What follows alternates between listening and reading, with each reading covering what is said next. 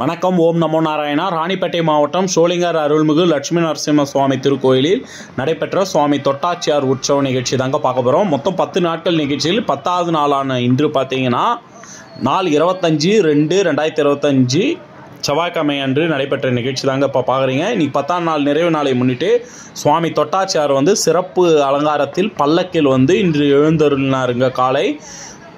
அதுக்கப்புறம் பார்த்தீங்கன்னா மாலை பார்த்தீங்கன்னா குதிரைகள் மற்றும் ட்ரம்ஸ் வாத்தியங்கள் முழங்க இந்த ஒரு நிகழ்ச்சியில் தாங்க சுவாமியோட நிகழ்ச்சியில் குதிரை மற்றும் ட்ரம்ஸ் வாத்தியம் வைக்கிறது நடக்குங்க.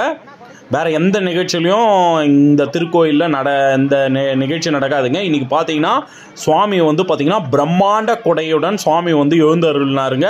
ஃபஸ்ட்டு பார்த்தீங்கன்னா சுவாமி தொட்டாச்சியார் முன்னாடி செல்றாருங்க கேடயத்தில். அதுக்கப்புறம் பார்த்தீங்கன்னா சுவாமி பக்தவச்சல பெருமாள் ஸ்ரீதேவி பூதேவி சமேதராய் தனி கேடயத்தில் எழுந்தருளினாருங்க. இந்த நிகழ்ச்சி பார்த்தீங்கன்னா சோளிங்கர் மற்றும் சோளிங்கர் சுற்றுவட்டார பகுதியை சேர்ந்த ஆயிரக்கணக்கான பக்தர்கள் நேரில் கண்டுகளித்தனருங்க. மிக சிறப்பாக நடைபெற்றதுங்க. சுவாமி தொட்டாச்சியார் என்பவர் சோளிங்கர் லட்சுமி நரசிம்ம சுவாமி திருக்கோயிலுக்கு ஒரு முக்கிய பங்காற்றியவருங்க. இன்றைக்கும் இவரோட வம்சாவளியை சேர்ந்தவங்க சோளிங்கர் கோவிலில் இருக்கிறாங்க.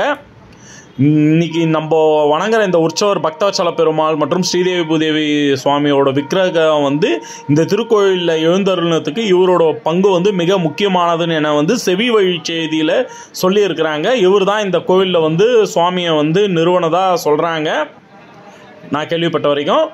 மேலும் விவரங்கள் கூடிய விரைவில் அடுத்த காணொலியில் நம்ம பார்க்கலாங்க. இந்த வீடியோ பிடிச்சிருந்துச்சுன்னா மறக்காமல் லைக் பண்ணுங்கள், ஷேர் பண்ணுங்கள். மற்றும் சோளிங்கர் மற்றும் ராணிப்பேட்டை மாவட்டம் சம்மந்தப்பட்ட நிகழ்ச்சிகளுக்கு நம்ம வசந்த் பழனி நியூஸ் சேனலை மறக்காமல் சப்ஸ்கிரைப் பண்ணி ஃபாலோ பண்ணிக்கோங்க. நன்றி. ஓம் நமோ நாராயணா.